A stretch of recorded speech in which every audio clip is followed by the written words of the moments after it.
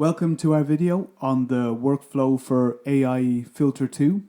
This is the professional version. Today I'd like to show you how to develop an AI filter, how you can create one yourself. To do that, let's load an image. I've brought along a beautiful colorful parrot.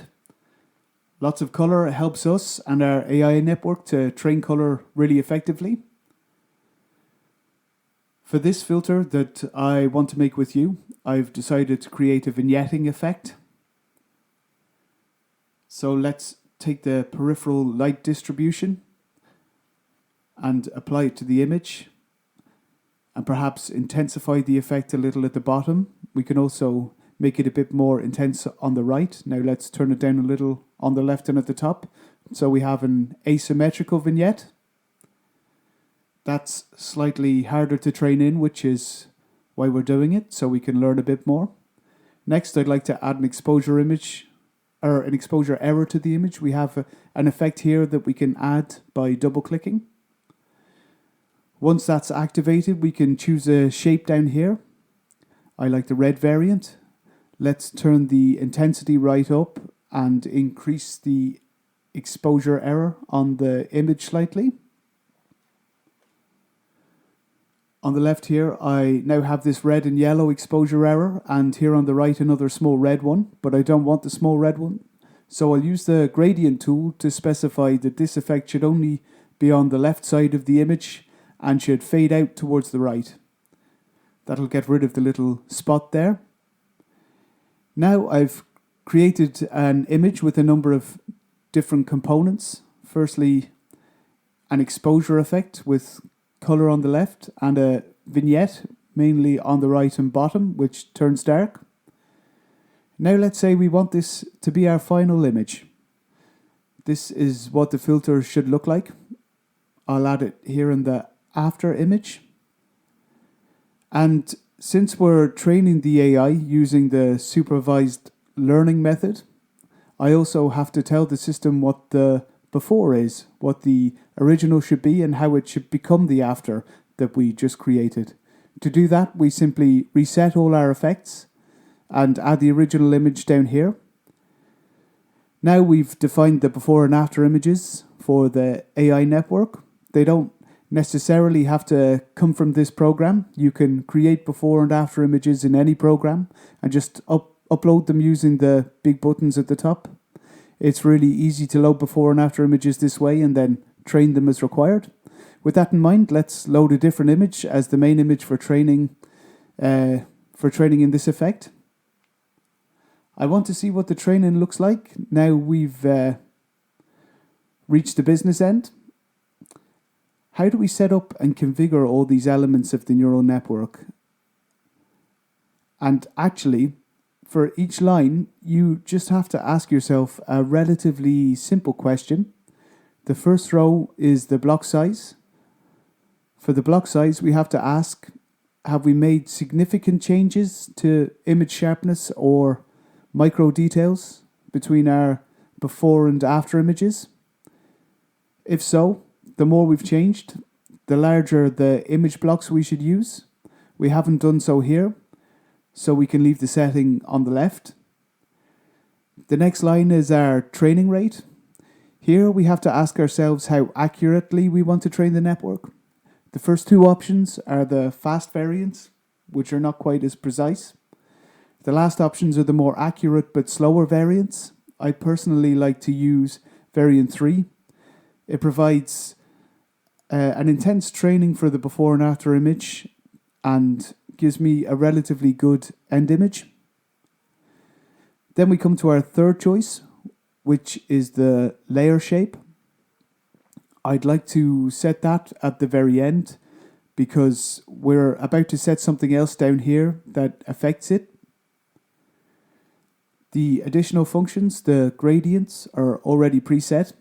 We've also got gradient changes in brightness and color here, so we should leave the gradients in.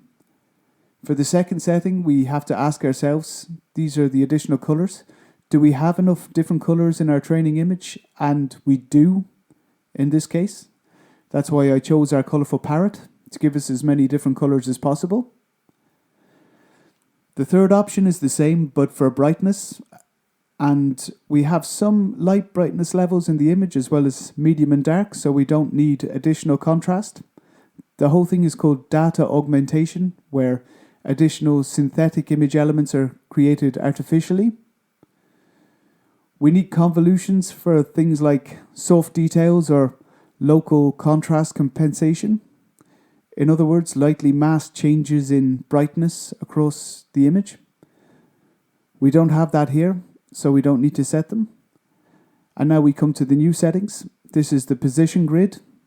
The position grid is for training complex gradient structures, which we definitely have here. We have a red tinted gradient on the left and a brightness gradient on the right and bottom. So we should definitely use the position grid here. We can now set this position grid to various levels of accuracy. For gradients with low complexity, we can use the first setting. The further right we go, the more wavy, ornate, and complex these gradient structures can be. I'd choose setting 4 or 6 here. Let's start with setting 6. Then we come to the Fourier features. Fourier features are for really sharply defined but complex gradients, such as light. I'll give you an example. If we go to the light presets, let's say we want to define bokeh lights like these in our training effect, then we should use Fourier features. Here's another example where we have very precisely contoured elements, but we don't have them in that form here, so we can leave the Fourier features out. Now, I said I wanted to return to the layer shape. The layer shape determines how strongly the network is compressed. That is how quickly the first layer in the network with the original data is processed into a feature. The further to the left that you set it, the faster the network calculation and the training, but the more the data is compressed and the less accurately you can train very fine changes. The default setting is the middle one, but since we've made some additions with the position grid, I go 1 or 2 levels to the left for a faster calculation to start with. Then we can decide whether our training actually works. Can this effect be trained effectively in a network? Let's choose the L shape, which is shaped like an L on the top half. And now we've gone through all our settings and we've actually changed very little. We increased the training rate, reduced the layer shape a bit, and added the position grid with the second quality level with 4 positional reference points on the image. So 4 horizontal ones and 4 vertical, so 16 in total. Once we've configured these settings, we can now choose whether to use the new division of iterations. Division of iterations means that the more an iteration is divided, the faster we can see if our effect works and if it can be trained effectively. I always start with the highest division and 100 iterations, and then I just see what happens. So we want to take these before and after images to train a neural network and then apply it to this image in the middle. Let's press the training button to do that. As you can see, the process is very quick as we were very conservative with our settings. After 100 iterations, we can see our result. The effect isn't finished yet, of course, but we have a good basis with the red light on the left and the vignetting on the right and at the bottom. However, our colors are still a little off. Let's give the effect another 100 iterations and see how much it improves. You can keep training a network, it'll always get a little better, but the improvements get smaller and smaller with networks that have already been trained. That's already improved quite a bit. Let's load another image to see it work on a different image. And the picture in the middle doesn't matter. Only the before and after images are relevant for the training, but the different images in the middle make it easier for us to check whether it's actually working. Let's train another 100 iterations. We can see it gets a bit better again. We're slowly working towards our goal. We can see a proper light glow forming here already. Another 100, as many as you like. For instance, you can go right to the iteration settings and say I want to train 500 iterations straight away. That takes a bit longer, of course. We won't do that right now. Let's leave it as it is and save the effect with the plus sign here to add it to the database. Let's call it red light. Press OK. And it's then added at the bottom of our database. And now for the highlight of the whole feature. We've now trained a neural AI effect that we can use in the other accelerated vision products. For instance, let's open our program Sharpen 6, the sharpening program, and load an image there for a moment. Let's open our local railway station here. Now we can find our module here under this symbol. We can switch it on and off. And here's our AI module where we can use our effect. So these effects are available in all the different programs. Whenever I want, I can come back here to use this effect again. Let's choose something else for a minute. Let's pretend I've been working on something else. Then maybe I come back tomorrow and say, here's my red light effect.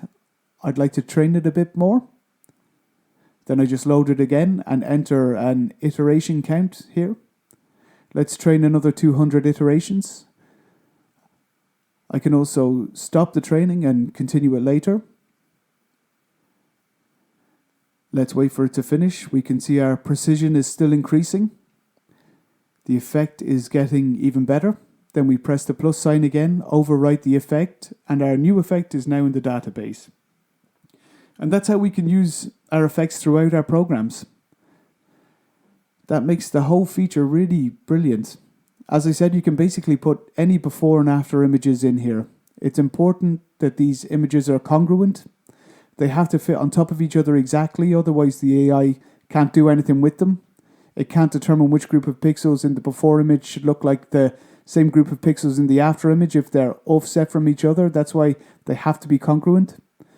You can check that with this comparison window where you can place them side by side or directly on top of each other to verify that they're really congruent. We can check that really easily here and we can see they fit well together. So that's the general process for working with AI Filter 2 and training very complex effects in a really, really short period of time. In total, we needed a training time of 38 seconds to create ourselves a new filter to keep and use forever. So I hope you found this video helpful. I hope you have fun trying it all out and see you next time.